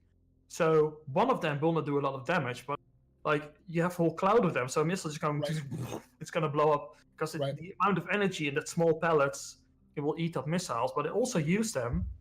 Actually, I had a whole bunch of fighters, and they used them to destroy a capital ship because they launched those things at near light speed when they were flying, and additional speed, the kinetic energy, but something like that, like create something that has a wider, like a shotgun type spread. Right. But like not with just like very big projectile. I think of course the problem is going to be physics calculations on that end. But like a flak projectile that just explodes when it's near a target, it should be completely viable in the game and could really work. And the problem also, is we're back in debating design. The design and game mechanics of capital combat that we've been given no indication of what their end state is going to look at. And that is very frustrating when you want me to spend $1,400 of new money on a or is it 700 something for the Hammerhead? Also, one final thing I'll say on the Hammerhead before I want to close them one down, but it's one of the things I want to see is that they allow the turret operators to lock missiles. Yes. Absolutely. The Hammerhead has got some some very large missile storage. Part of the design philosophy of the game. Yeah, because the pilot of the Hammerhead, their job is going to be keep a stable platform. And ideally, actually, what the pilot of the Hammerhead is going to do is move as little as possible. And nobody's going to then go like, I'm going to sit in front. Well, you would roll the Hammerhead to make sure nobody's in your blind spot. But other than that, yes. Yeah. So that's something that they also really need. But yeah, again, this is one of those game design issues that really, really needs some proper addressing. Because it's getting... It does, because, I mean, Well, it's now in the game. And how many times are they going to go back and rework it? You know what I mean? I mean, knowing CRG too many times because it just went. Well, for some things, yeah, but when it comes to these kinds of things, apparently not. Yeah. Let's move on. I'm gonna rant on this. How about the Phoenix? I could keep that one very short. It's a freighter converted to be luxurious by an origin ship. Well, I don't know.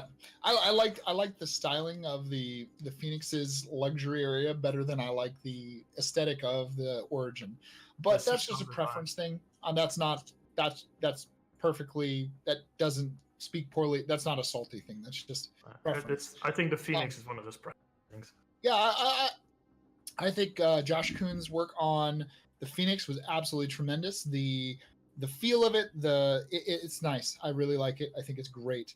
However, the things that changed about the Phoenix from when it was sold to now that have nothing to do with the aesthetic design of it or the mesh or any of the animations or any of that that I'm not happy with is the fact that, again, they basically sold this ship as having more power, more capacity, more, a strong arsenal of weapons to make it very self-defensive. And the weapons have been nerfed. The power plant has been reduced, so it's the same as everything else. And they can be like, well, it fits a competition thing. Okay, are you saying that competition is better than these other things? Because we all know that the grade of components was supposed to be better out of the gate, which it probably still will be. But we're still talking about max capacity. So now you're saying that I should have been able to fit a bigger power plant that was also performance. I mean, whatever. It's there's been no mention of like how the PDS gameplay is going to work. No. There's not even really a visual indicator on the back where it is. What else? I guess they were like, oh, oops, we made a mistake about the smuggling compartment. So that was meant for the Taurus. That's nice. So how many years did it take you to tell us that? Yeah. Just saying. And really, like, if I fly a luxury ship, let's be fair, if you fly a luxury ship, you have some money. A lot of people who have some money, I'm not saying do it, quite a few of them who do, tend to do certain things that are not considered to be legal. They have certain items with them which are not considered to be legal. Right. Yeah, I still expected the smuggling compartment. Yeah. But whatever. The thing is here's the thing. If you're going to take away all those things from us, you need to replace it. You need to be like, hey guys, here's what we're doing to make it not suck and make you feel like you didn't get taken advantage of for spending $100 more for this ship. How about this? Or 150, whatever it was. How about this? The front end? How about give it a strutless, apparently luxury is strutlessness, or industrial, because the Prospector is strutless. The Origins all are very strut free. And that's the thing is like, so wait a second, you're telling us in the lore that it's not glass, it's transparent steel or whatever, transparent, high grade, whatever. So if it's not a structural weakness, explain to me again what the hell the struts are about. I mean, I get it. It's supposed to give a visual identity and it's supposed to create, if you want to nerf certain ships because you're like, oh, it's a bomber, you want it to feel enclosed and whatever. Okay, I mean, I can get that. I also get it from a cost perspective. Like, if you're looking at it lore-wise from a cost perspective, making flat panels is always going to be cheaper of any material. Sure. Like, if you want something that's curved, and the more curved it is, and the larger it is, more expensive. Or maybe it's 3D printed, so maybe curves aren't a problem anymore. I doubt those. I doubt that one, but it's like looking at what we have, which is of course what they're doing when they're designing stuff. But then again, like if you got something that's supposed to be luxury, then the cost component of that should be who gives a fuck? Right. Because we're gonna add this thing. Only it means that we have to. It's gonna cost us an additional 70,000 whatever credits on name and amount. So you know what? We're just gonna say like, yeah, you can have it with a standard cockpit, or you can get the luxury version, the luxury cockpit, which is gonna cost you 100,000 more. And everybody who bought the ship during the sales, they get the luxury I mean, at the end of the day, the Aquila. I mean, they did the Aquila, and it's still so strutty. It's ridiculous. I mean, to be honest, like they need. I don't know. Yeah, it's gonna be an endless one. I guess. They need to redress that. But I mean, the problem is that you have problems like that across so many different ships. Like, what's the deal with the Jean Scout? What's the deal with the the Merlins or the seating in the Valkyrie and the Terrapin? But plenty of issues still to be resolved that really need address. I have some thoughts on that, but it's a long conversation. I know we've been going on kind of long. Yeah. So what are the final thoughts on the last ships that are coming out, the Mustangs? The Mustangs, I just looked at them because I've got no personal interest in them, and they look, and that's about as much as I can tell about them. You were breaking up a little. They look what? They look cool. Okay. Like I like how they look, and that's all I really know. Yeah, Asuna said we should do our ship stuff for special episodes. We probably could have done a whole episode just talking about ships. That's a good point. I think we can do a whole episode this time. You get Citizencon and ships. We can do a whole episode about a single ship. We really could. So my thoughts on the Mustangs. I'm super happy that the metrics work now. I think overall they do look cool, but I also think that they lost a big part of their iconic identity. I mean, they did keep like the way the wings, when they fold down, you still have that back swept thing that used to be the landing struts. I mean, it's one of those things like they lost their identity. Now they just look like another generic space plane. I feel. So while I don't think they look bad, they look great for a space plane. I think that they look very uninteresting, if that makes sense. And especially because like when I went and looked at the Omega, the original Omega, the black and red with its faded paint job was a beautiful ship. Like that was a collector ship that I never would have gotten rid of, even if I never flew it, never raced. It was a hangar queen worthy. Just to sit there and look good. It's the kind of ship you would load up when you want to impress your friends and talk them into buying Star Citizen. You'd load up that and the M50 and some other pretty ships. But now, like, it looks dirty. Now, don't get me wrong, the dirty thing that can be changed because when you buy a ship, it's supposed to be brand new and then it'll degrade over time. Okay, that's fine. But why did you give us a dirty, high quality racing ship? What? Like, okay, whatever. So never mind the dirt. Bottom line is the skin is uninteresting. It doesn't look special. It doesn't deliver. They took a ship that was, each ship was bespoke, and I understand that's difficult on development time. So they've tried to migrate over to this idea of reusing assets and basically simplifying it so that they don't have to do custom shit for every ship. But here's the thing: those are actual full-on variants. Well, now they're not really variants, but they're still locked to their roles. So they are, but they're not. I mean, meanwhile, like the ships variants on paper, but not in design. Right. And then meanwhile, the ships like the 300, which were supposed to be, one platform with its role defined by its gear, now those are variants as well, even though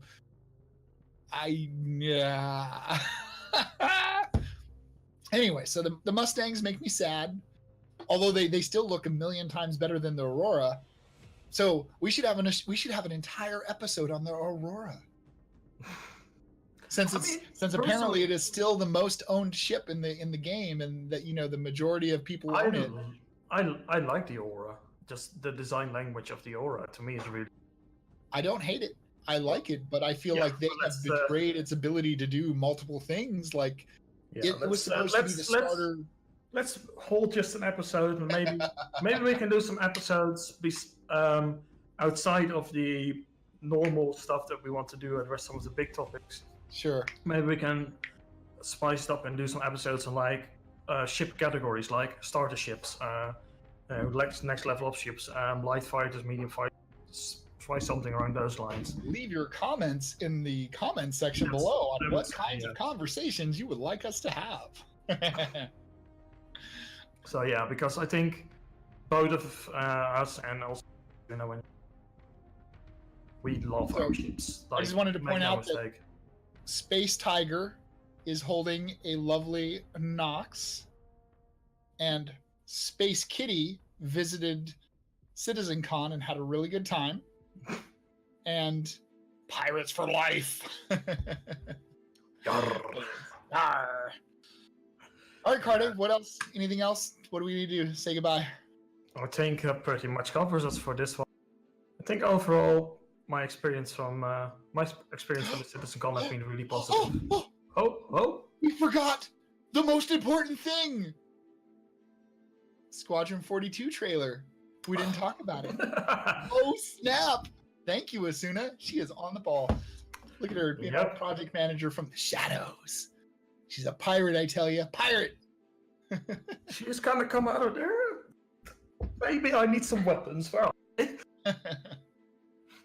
so Squadron 42 I only got a bottle. I'm screwed. I loved it. I think it's the first decent trailer that actually made for Squadron 42. Like this, it gave you a feeling like, yes. Yeah. And I have to say, one thing that somebody mentioned to me, I don't remember who it was, but he said at the end you have where they're flying the fighters with the new F8s from Enfield thing. Yep. They have the first pilot, and then they go to the second pilot.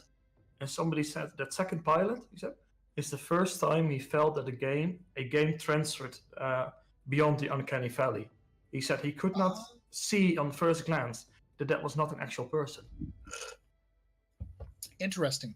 Yeah. I mean, I enjoyed it. It was entertaining. It was awesome. It was nice to see them talk about Squadron 42 in a meaningful way that suggests that they've made good progress. I feel like with the flight model in its current state, an undefined state, they're like, yeah, whatever. There's still a lot more to go, but whatever. A couple more years. Well, who cares?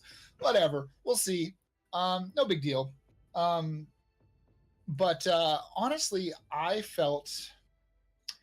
was a little disappointed. Like Gillian Anderson's character, her face seemed a little washed out and white, and I was like, are they not caught up on her first, top gen tech, or maybe it was just the lighting was off? That stood out to me. And overall, the trailer was super positive. So I'm not being salty about the whole trailer. I'm just picking apart the small things that I was like, oh, that was weird. Yeah. I heard more people on that one. I mean, other than that, I don't know. Watching them fly through the coil was pretty wicked.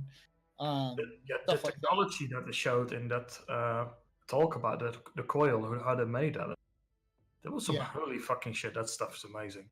Yeah, that's I mean, really their videos are always great, and inspiring. Even if the way ships are portrayed as flying and them doesn't always match the actual gameplay. But hey, trailers. I mean, sorry. What is the last time we've seen? Oh, you lost sound. I lost. You said, sound? what was the last time we saw something? You got sound now. You got it back. Okay.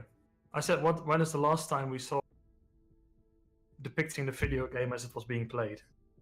Yeah, fair enough. So we should probably end because it cut you out part way through what you said there, but what you said mostly came through, so we got the impression. Yeah. What do we got? So yeah, I think it was amazing, the trailer overall. I really enjoyed it, and like, make no mistake, like the fact, like, hey, the quite star-studded cast, and of course you're having Mark Hamill himself hyping it up on Twitter and stuff. Like it or not, but those things are going to be important because I've got a feeling that my estimate on Squadron 42 is, I would not be surprised to see it. I think 12 to 18 months to launch. I'm okay with that. I think that's possible. Because I think a lot of earlier than that. I think a lot, like, they have been working on it for quite a lot of time. Yeah. A lot of assets have been made. Probably a lot of things have been written and scripted. the waiting has been on things like OCS to work, the new flight models and things like that. They probably need to implement and may have to rebalance certain aspects and AI aspects as well. The only critical thing I have to say about that is that apparently, and this is secondhand information, I didn't hear it myself, I'm not sure what the source is, but was that the UK staff said that they were uncomfortable talking about their progress with Squadron 42. I'm like, well, that's a little disheartening. I mean, I think it might have been said on one of the streams, or it might have been said in one of the, like if you were watching the live stream versus being there in person, that might have come across there. I don't know. Somebody in the comments can tell me where that was said, or if that is just complete bullshit, which is fine. I cannot recall, but I've not seen everything in detail, so. Sure. But yeah, it's like we're gonna get finally a roadmap, of course, for Squadron 42. So that's quite an important one, because I think a lot of people have been like, we want that fucking roadmap for Squadron 42. Because I do wonder, but I think there are quite a lot of people within the community, but also I've heard quite a lot of outside of the Star Citizen community that are really interested in Squadron 42. Like, Star Citizen itself doesn't really interest them, but Squadron 42 does interest them because they want that single player experience. It's funny, I'm the exact opposite. Like, I mean, Squadron 42 will be nice. I've played some really great first-person sci-fi games like, Free Space 2.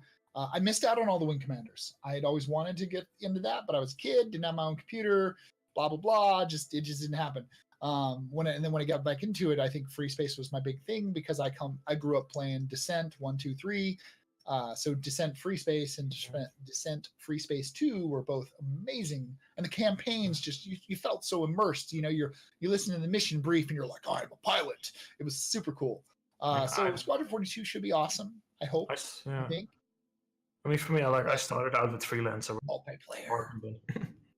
Yeah. My gaming started later. The sandbox universe, But to me, it's like a mix of both things. And as I said, for me, the sandbox universe is play out. As I said, for me, my interest is I don't want to be the one piloting ships and things around. That's just not my interest. I love piloting. I don't. Man, oh my god, we need to have an episode on the flight model because so the flight panel. I started out very positive with a lot of the changes they made. It sounded really good. I later got to meet the dev and I had some questions. I'm not sure that it was a little bewildering that when I brought up some of the concerns that are very tied to, like, well, the flight model, you can do everything you want to change a flight model and they can make it a great flight model, maybe, whatever, we'll see. But if you don't take into account the impacts of things like weapon ranges and munition velocities and, spread and, all these other things that are tied to weapons, the whole thing that people are complaining about isn't necessarily the flight model, it's the combat flight model. And so when I brought those up, maybe he just didn't want to answer them or he wasn't really into it. Like, I definitely wasn't salty at all with him because really I had a lot of positives. After the panel, I was like, oh my God, they're addressing everything in a lot of positive ways. Matter of fact, when they were talking about the way components were working, I think I was like, oh my God, are you going to be able to get rid of this stupid limitations they're doing with like military only components on this and whatever? But that's a segue. So I wasn't super coming out of that conversation. I was like, well, I don't really know that like everything that needs to be addressed has been addressed because there were certain things that weren't talked about either in the flight panel that I thought were important. To pilots that know the maximum that you can get out of it, like from the more like the skill ceiling. Yeah. Then I read a good. Yeah, no, go ahead. You're finishing. So a couple of days after, I read a Q&A that he had responded to, like answering some specific questions about the flight model on Reddit, and there were a couple of things in there that actually shook my confidence quite a bit. Somebody, like he had said that space break is hotly contested internally and that they're thinking about getting rid of it. I fly decoupled. If you fly coupled all the time, or if you fly coupled and use decoupled to do maneuvers, you don't need space break ever. So that makes sense. But if you're a decoupled pilot where that's how you fly, you need space break. It is a critical system. So the idea that he didn't understand that's not something you can just pull out because it's too necessary. It would completely destroy. It would destroy your six directions game. Right. So in effect, and the thing is reverse thrust isn't a replacement for space break. If you're going in a straight line, those two functions will both slow you down, but they interact differently with forcing your ship to either turn heading onto the target or pull away from a target, which can be good for either avoiding things like asteroids that are going to hit your face, or if you need to turn and stay on a target because a ship's about to blow past you. And that's just when you're still going in the correct direction. They'll both slow you down, but they both have different characteristics. So yes, you don't want to get rid of one, you want to keep them both. Because ace pilots use those differences. And I think skill ceiling is really important. Yes. You need a really high skill ceiling. Right. And the second thing with the space break is that if you're drifting on an angle, like say you're drifting backwards and to the left, you need space break. Space break's too critical. Please don't remove it. The fact that it's even considered for removal just shows that there's a lot of people arguing for its removal that just don't understand the flight system or don't fly in those methods. And that blows my mind a little bit. That worries me. I'm like, oh my God, are the blind leading the blind? What's going on? I wonder if they need to maybe get some groups or panels from the communities for certain types of players, like those ace pilots and maybe some ace FPS players and things like that, people with experience in those kind of areas as well in playing those types of games.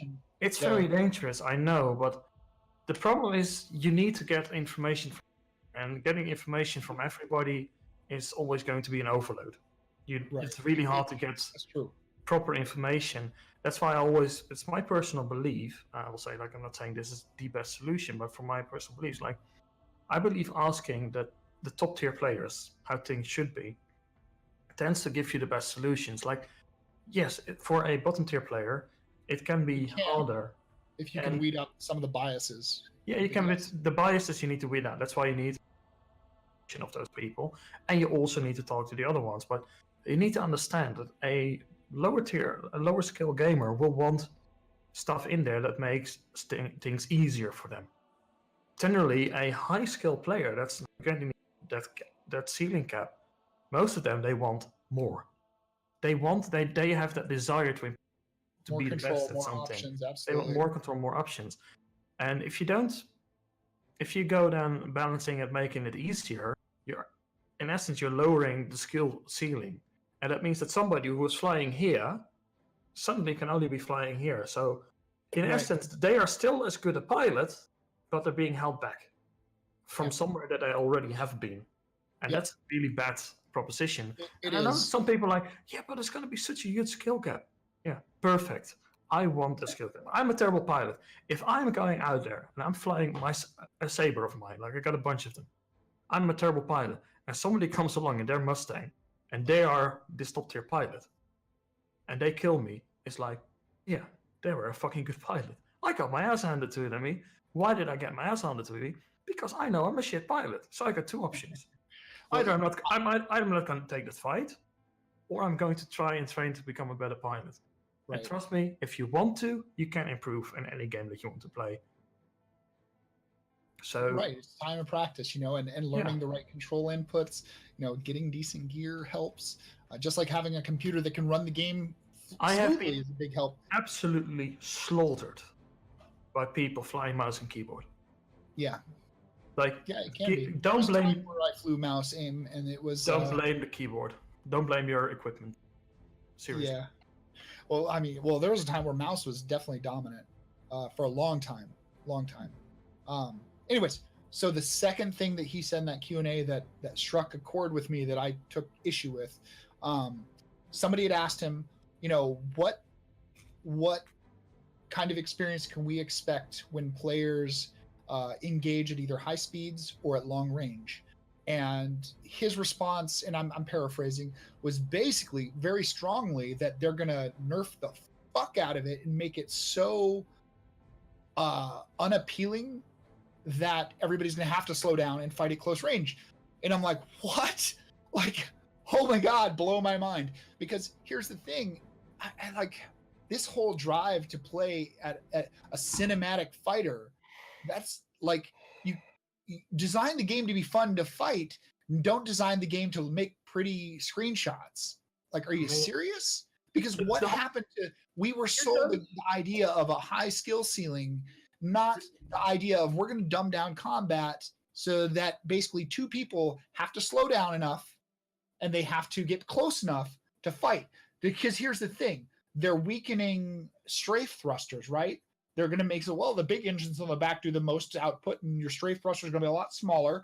Therefore, you're not going to be dodging quite as fast. Well, that means that basically if you're flying slow and you're flying close and you can't dodge, it's going to be two dudes with water hoses walking into an arena and spraying each other down. The person with the most DPS or the best shields and armor is going to win. And that's not fun. We've tried that in older models and it didn't work. And it reduces the skill ceiling. Like, so like, now don't get me wrong, Star Citizen could release End of Days with that kind of low skill ceiling flight experience, and the game could still be a huge success just because there's so many other things about the game that make it good that people will still play it. But here's my analogy. I'm a skydiver. When I jump out of a plane, it is a spiritual moment. It's not religious, it's spiritual. It's amazing. It's just whelming. It makes me smile like I am a grinning ear to ear. My soul sings with the freedom of falling through the clouds and the light shining down and spotting the earth with these beams of light. It's just beautiful, amazing experience. Flying in 6 degrees of freedom is like that for me. I fly dual sticks and pedals, and I can dance and twist around asteroids, and I can fly through holes in asteroids and through cross-section beams, and it's amazing. If you dumb that down and take that away, that is one of the hugest drives that I even had to back this game. Like, I can compare it from what I'm just looking at. Like, the problem here is that they're like, oh, you can have ships that specialize in that slower fighting, like they have stronger sideways thrusters, like they don't have the top end speed, but they are the really agile ones. So you can have some that, about that speed. A very good example of this is, you can probably still find it around the web. Like when the American Marines went to look at the British jet, the vertical takeoff jet with the vertical thrust or the Osprey. Everywhere. Huh? You're talking about the Harrier or the Osprey? Was it a jet or the jet? Okay. The Harrier jump jet. It's the British fighter. They used them on the carriers. And the Marines and the Brits were always like, jet. And this Marine pilot gets in there and he just looks at this thing.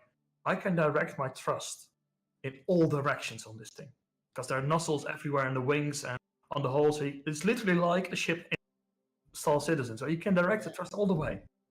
And he started flying that thing. And he started pulling maneuvers and flipping the thing around. And the British pilot, the Brits were standing like, "You're not supposed to do that." No. And they were like, "He's going to hate it." And he lands that plane. He gets out and he's like, "That's the most fucking amazing thing ever." And what they show later on, like in videos, like here's a high-speed plane versus a Harrier, and he has the edge. Like if he's going in there like this, the Harrier doesn't stand a chance because the Harrier doesn't have the speed. So what does the Harrier do? It uses it rolls around, it can maneuver all those thrusters, so it can make those moves. And that fast plane cannot slow down in time. And the Harrier is behind him, poof, shoots down the plane.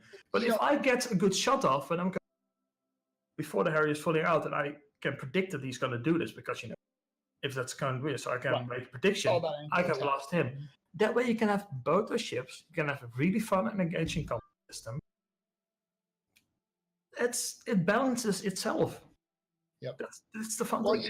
And some ships the problem is from the beginning they designed all of these spaceships to look like planes. They all have giant ass human biased, like I call it the human bias, because all the ships look like airplanes. They all have big engines in the back and then little maneuvering thrusters. So it might be hand wavy and magic that the maneuvering thrusters are so powerful now, but I'm not opposed to them reducing their power so that there is more power in the back, less power on the maneuvering thrusters. But I am opposed to them doing it so much that we're flying power boats in space, or that the gameplay or whatever gets dumbed down because they're trying another option. They're trying to force us into airplane style fighting in space, kind of like Elite Dangerous, minus the yaw bias. But here's the thing: when you're in atmosphere, that's fine because you can use the angle of attack to execute roll and turns. You can turn on a dime using lift. You have conservation of energy as a factor. In space, you have neither of those two things. So yes, in space, ships are supposed to strafe. They're supposed to circle strafe. I'm not saying that should be the only viable tactic, but if they're trying to just get rid of that because they want everybody to, they think that making these changes is going to cause people to fly like airplanes and fight, they're mistaken. That's not how that's going to roll out. You know, at first people are going to joust and pass each other because they can't control themselves. Then when they figure out how much they have to slow down, they're going to try to strafe, but they're not going to be able to strafe. And we go back to the scenario where it's two dudes with a fire hose hosing each other down. Whoever has the most time on target, correct aim, and who has the most DPS is going to win every time. There's no skill in that. That's trash. So I'm a little concerned about the potential flight. Asuna made also a comment here in the chat. Like, oh yeah. On high speed and long range, the Hurricane, like very lightly armored, lightly protected ships, they need to get an alpha strike in there, or they don't want to be in a dogfight. Right. Like, another way you can balance it, for example, like give people a choice. I can redirect power to a main engine for higher speed, or I can redirect power to my maneuvering thrusters so I get more strafing, and I don't know, make it some artificial hand waving that to take effect. You just need multiple flight styles and ways to engage. You know, I remember before they reduced the weapon ranges, people complained, like people would hotshot ace fighter pilots from Arena Commander, where everything is very close, would come over to the persistent universe, and they would come in with their meta build of short range, powerful energy weapons, and they would go into the universe and try to kick butt. Well, here's what I would do. I would have a ship that had maximum, was fully loaded with hard ammo, so I had really long range, limited ammo, and the munition time to shoot was slow because the bullets were slow. And then I would fly decoupled. I would toggle afterburn so that I could go from 0 to all the way up to the maximum speed, which is what's coming in this new flight model. That's good. I think that's good. And I would just, if they would fly an SCM at 300, I would fly at 350, and I would stay outside of their bubble of threat, their threat envelope. And I would kite them. If you've played any MMO where you hit a monster. Warcraft, believe me, I know kite. Yeah. You kite a monster. You outrun it. You turn around. You nuke it. You run. You nuke. And I would basically kite my enemies, and they got so angry. They're like, "Oh, you're a coward." I'm like, "No, I'm just making sure I'm killing you while not taking damage to me." Now, here's the thing. All they had to do to combat that style was think about it. I'm firing from long range. It's less accurate. There's more spread. All I have to do is I have limited ammo. All I have to do is this. All I gotta do is dodge until I'm low on ammo. Now I have to choose. Do I flee or do I engage you in close range where you're gonna destroy me? So basically you just gotta outsmart. You gotta execute different strategies. Fly a ship with close range weapon, make sure it's a fast ship so you can catch your target. Right.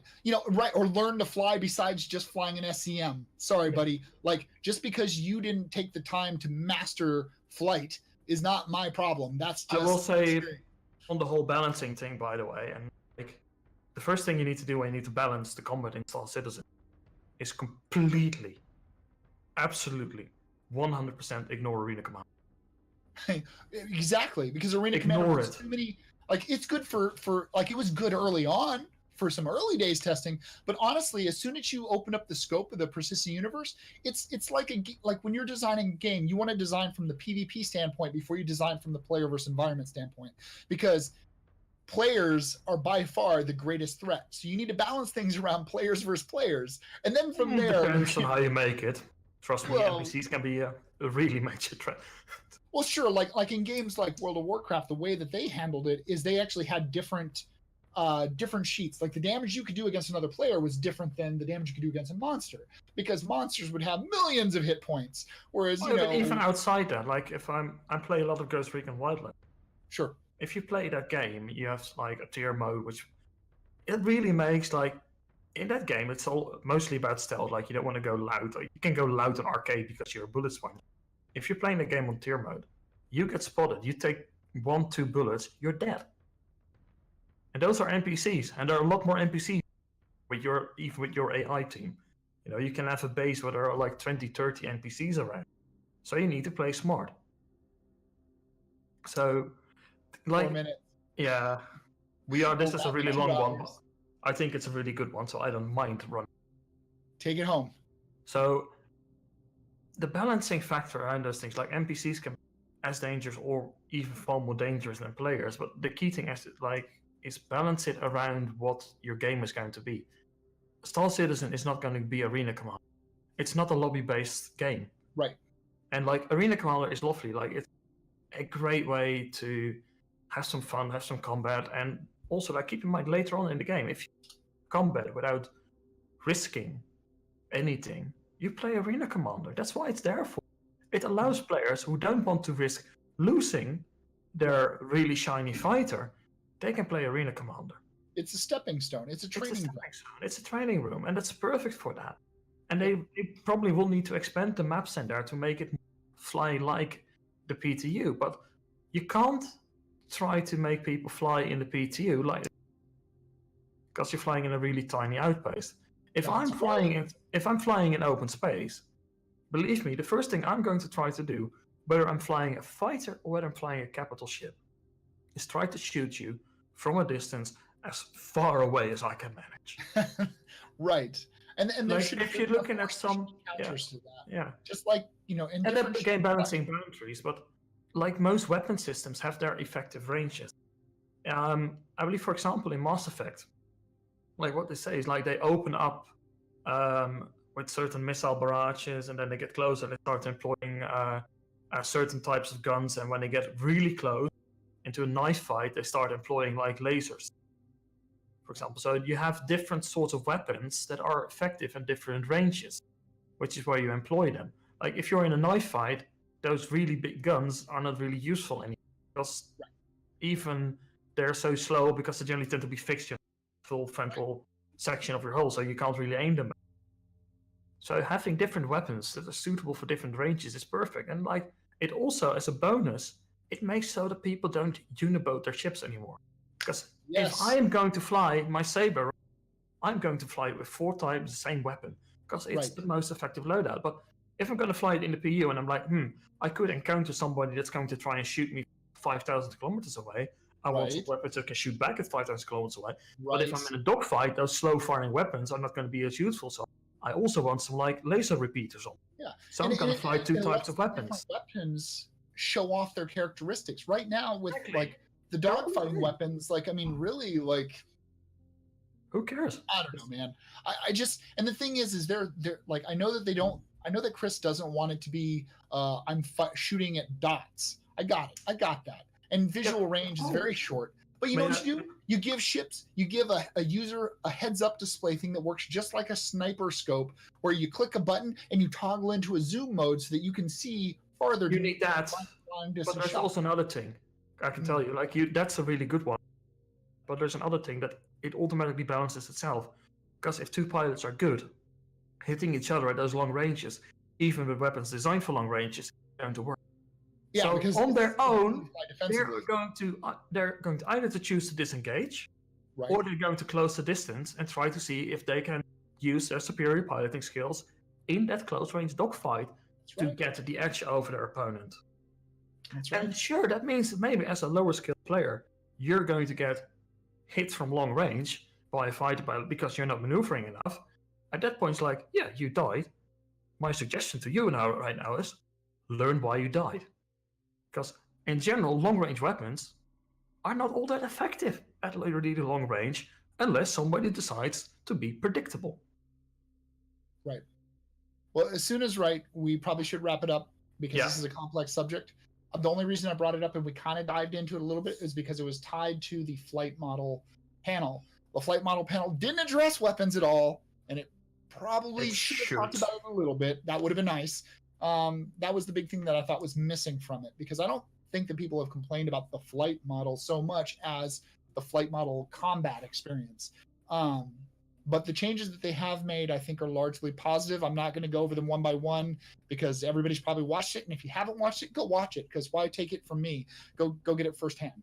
Watch all of the panels. Like, really, that's like, yeah, it will take you a day and maybe 2 days to watch through all of them, full days. On a day. But like, put them up on a day. Like, put them on the side. You don't need. And if anybody has another one of these that's in a box or functional and you want to sell it to me, this keyboard, love it. I'm sorry. Anyways. I've got this one. Short and sweet. Speed switches. Yeah. But anyhow, I think we're going to wrap it up. We have had a very lengthy 2-hour discussion about things in Citizencon. And as always, it comes down to a few points. We're coming back to certain points we went in a little bit deeper. Well, I think that's completely fair. It's like, we are here to provide our feedback, to be critical. And sometimes that means that we have to go deep.